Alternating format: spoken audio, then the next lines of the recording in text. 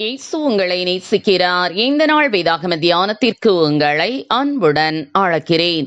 அவனவன் பெற்ற வரத்தின்படியே நீங்கள் தேவனுடைய பற்பல கிருபையுள்ள ஈவுகளை பகிர்ந்து கொடுக்கும் நல்ல உக்கிரானக்காரர் போல ஒருவருக்கொருவர் உதவி செய்யுங்கள்.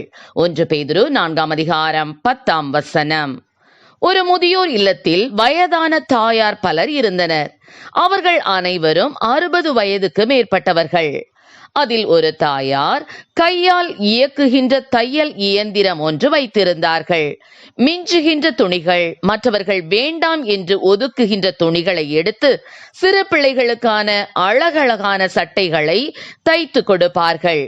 மற்றொரு தாயார் சமையல் கலையில் கை தேர்ந்தவர்கள்.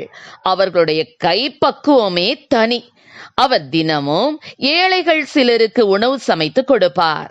அவர் சொன்ன காரியம், எனக்கு சமையலை தவிர வேறு எதுவும் தெரியாது, எனக்கு தெரிந்ததை தேவனுக்காக செய்கிறேன் என்பார். இன்னொரு தாயார் தனக்கு வரும் பென்ஷன் பணத்தில் ஒரு சிறு பகுதியை சேகரித்து ஒரு குறிப்பிட்ட தொகை வரும்போது தன்னை போல தனிமையில் இருக்கின்ற தேவையுள்ள முதியோர்களுக்கு கொடுப்பார்கள். அதை பெற்றுக்கொள்ளுகின்ற முதியவர்கள் நன்றி சொல்லும் போது இந்த அம்மாவின் மனம் பூரிப்படைந்து முகம் மலர்ந்து ஆனந்த சந்தோஷம் அடைவார்கள். ஆம், எனக்கு அருமையானவர்களே, எல்லாவற்றிலேயும் இயேசு கிறிஸ்து மூலமாய் தேவன் மகிமைப்படும்படியே செய்வீர்களாக. அவருக்கே மகிமையும் வல்லமையும் சதா காலங்களிலும் உண்டாயிருப்பதாக. ஆமேன் என்று பேதுரு எழுதியுள்ளார். பிறருக்கு கொடுக்கிற நன்மை செய்கிற மனது கூட தேவன் அருளுகின்ற வரம்தான். பாடல் வரம், பிரசங்க வரம் எல்லாருக்கும் கிடைக்காது. ஆனால் தங்கள் வறுமையிலும் தரித்திரத்திலும் கூட பிறருக்கு பணத்தாலோ பொருளாலோ சரீர உழைப்பாலோ உதவி செய்கின்ற வரம் கிறிஸ்துவின் பிள்ளைகளாகிய நாம் யாவரும் தங்களுக்கு இல்லை என்று சொல்ல முடியாது. ஏனென்றால், ஒன்று, இன்று நாம் வாழ்வது கிறிஸ்து தம்மையே முழுமையாக சிலுவையில் கொடுத்தபடியால் தான் என்பதை நாம் விசுவாசிக்கிறவர்கள் என்றால் எப்படி நாம் சுயநலத்தோடு வாழ முடியும்? அடுத்தது, நமக்கென்று இருக்கின்ற எதுவும் நம்முடையது அல்லவே, எல்லாமே தேவன் தந்தது. நாம் விடுகின்ற மூச்சு காற்று கூட தேவன் அருளிய கிருபையின் ஈவுதான். ஆகவே நம்மிடம் இருப்பவற்றால் பிறருடைய தேவைகளை சந்திக்கும் போதும், நம்மிடமுள்ள ஈவுகளை வரங்களை பிறருக்கு பயன்படுத்தும் போதும் அதை பெற்றுக் கொள்ளுகிறவர்கள் இயேசுவின் அன்பை, ஏன் இயேசுவையே நம்மில் காண்பார்கள். கண்டு அவர்கள் தேவனை துதிப்பார்கள்.